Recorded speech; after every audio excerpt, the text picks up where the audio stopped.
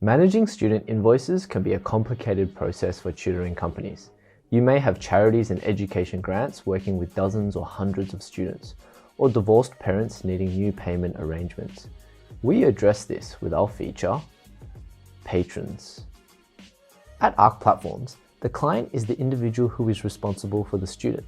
Most of the time, it would be a family member, but it could also be the student themselves if they are independent.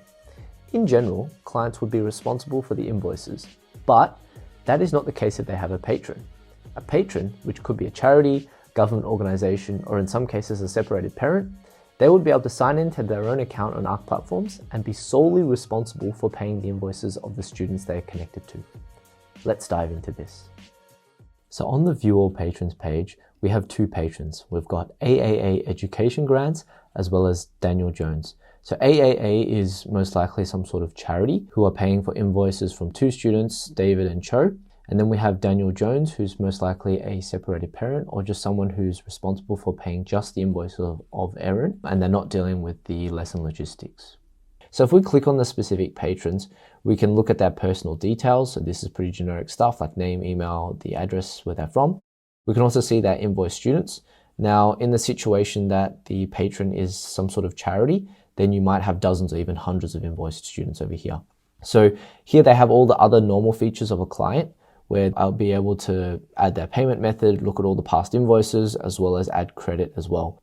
So if we go look at it from the student's perspective, over here I'm logged in as Ang, who is a student, and then we have the client is Andy, and the client is the parent of Ang. So here we can see that the invoices are all being sent to Andy and he's responsible for all of them. Let's say that Ang is part of AAA Education Grants and Andy is not meant to be paying all the invoices. What we can do from an admin perspective is if we go and find the student, so then we click on Ang, we can see that as seen before, the client is Andy, the relationship is parent, and we can change who it's invoiced to.